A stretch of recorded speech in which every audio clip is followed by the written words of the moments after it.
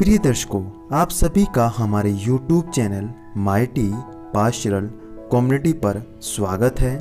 दोस्तों, आज की यह वीडियो भारतीय गडरियों की पाल शाखा के राजाओं द्वारा निर्मित एवं शासित व भारत के सबसे ताकतवर व मजबूत किले ग्वालियर के किले पर आधारित है। वीडियो को शुरू करने से पहले आप सभी दर्शकों से हमारा निवेदन है कि अगर आप भारत की प्राचीन एवं योद्धा चरवाहा जातियों जैसे गडरिया, गुर्जर इत्यादि के गौरवशाली इतिहास को जानना चाहते हैं, प्राचीन भारत की संस्कृति, यहाँ के किले, स्मारकों व महत्वपूर्ण राजा और रानियों में रुचि रखते हैं, उनके गौरवशाली इतिहास को जानना चाहते हैं, तो दोस्तों आप हमारे YouTube चैनल को जरूर सब्सक्राइब कीजिए। साथ ही साथ वीडियो को लाइक और शेयर जरूर कीजिए। साथ ही हमारे चैनल की नई नई वीडियोस की अपडेट के लिए आप बेल आइकन को भी जरूर प्रेस कीजिए। दोस्तों, अगर आज हम भारत के इतिहास को किलों की दृष्टि से देखें तो भारत के प्रत्येक क्षेत्र में आपको एक शानदार किला अवश्य दिखाई देगा। जैसे दिल्ली में दिल्ली का लाल किला, राजस्थान में जूनागढ़ का किला, निमराना का किला निमराना, तेलंगाना में गोलकुंडा फोर्ट, मध्य प्रदेश में झांसी का किला और हिमाचल प्रदेश में कांगड़ा का किला व राजस्थान में जोधपुर मेहरानगढ़ किला। दोस्तों, भारत के इन सभी किलों का अपना अपना स्वर्णिम इतिहास है। लेकिन दोस्तों, क्या आप जानते हैं कि मध्य प्रदेश के ग्वालियर शहर में स्थित ग्वालियर का किला भारत के इतिहास में इन सभी किलों से हटकर अपना विशेष स्थान रखता है। दोस्तों, इस किले को मिलने वाली विशेष वैल्यू इस किले की बनावट, इसके आर्ट एंड आर्किटेक्चर और इसकी भव्य सुंदरता पर ही निर्भर नहीं करती। बनावट और भव्य सुंदरता के अलावा इस किले को भारत के अन्य किलों से अलग करती है इसकी भौगोलिक स्थिति।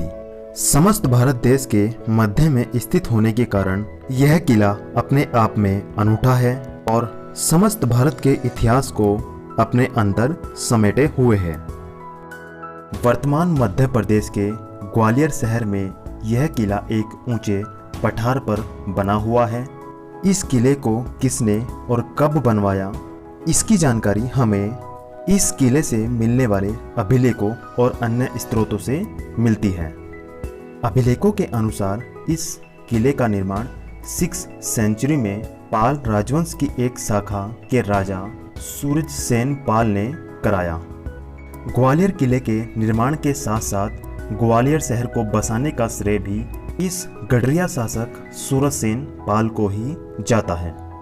पाल राजाओं ने न सिर्फ ग्वालियर के किले का निर्माण कराया, अपितु लगातार अगले 900 सालों तक इस ग्वालियर के किले पर शासन भी किया। अर्थात लगभग शुरुआती 900 सालों तक यह किला पाल राजाओं के अधीन रहा। इन 900 सालों में यहाँ पर लगभग 100 से अधिक पाल राजाओं ने शासन किया। जी हाँ दोस्तों, अगर आप इन सभी राजाओं के नामों की भी सूची जानना चाहते हैं तो वो भी आपको इस किले से प्राप्त हो जाएगी। लेकिन एक दूसरे मत के अनुसार ग्वालियर किले के संस्थापक राजा सूरजसेन पाल के 83 उत्तराधिकारियों ने इस किले पर सफलतापूर्वक शासन किया, जबकि 84वें उत्तराधिकारी तेजकर्ण पाल ने इसे खो दिया। अर्थात उसके समय यह किला पालों के हाथ से निकल गया। 900 साल के बाद जब पाल राजाओं का ग्वालियर के किले से शासन समाप्त होता है, उसके बाद ग्वालियर के किले के इतिहास में अनेकों नए राजवंशों के अध्याय जुड़ते हैं। ग्वालियर के किले पर शासन करने वाले राजाओं में दूसरा नाम आता है गुर्जर प्रतिहारों का। पाल राजाओं के 900 साल तक चले लंबे शासन के बाद अगर कुछ समय तक किसी अन्य ने शासन किया तो उसमें नाम आता है गुर्जर प्रतिहार राजाओं का। गुर्जर प्रतिहार राजाओं ने कुछ छोटे समय तक शासन किया और कुछ यहाँ पर निर्माण कार्य भी कराए। इन निर्माण कार्यों में तेलिका मंदिर प्रमुख है। कुछ समय बाद जल्दी ही यहाँ से गुर्जरों का शासन भी समाप्त हो जाता है।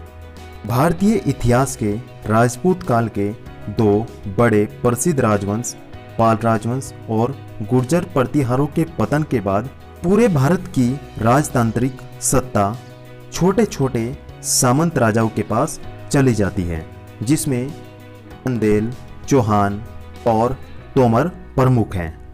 इसीलिए 10th सेंचुरी के आसपास इस किले की बागडोर भी इन्हीं छोटे छोटे सामंत राजाओं के हाथों में चली जाती है। 10th सेंचुरी के बाद 11वीं सेंचुरी में हम देखते हैं कि भारत पर अनेकों बार मुस्लिम आक्रांताओं ने आक्रमण शुरू कर दिए और न केवल शुरू हुए बल्कि 11वीं शताब्दी तक ये आक्रमण पूरे भारत पर होने लगे। सभी सामंत राजाओं के कमजोर होने के कारण 1022 में मुस्लिम आक्रांता महमूद गजनवी ने ग्वालियर के किले को 4 दिन तक घेर कर रखा। तबाकत ए अकबरी के अनुसार 35 हाथी लेकर महमूद गजनवी ने यह घेराबंदी हटाई, लेकिन जल्दी ही उसके बाद मोहम्मद गोरी के एक जनरल कुतुबुद्दीन ऐबक ने इसे दोबारा अपने कब्जे में ले लिया।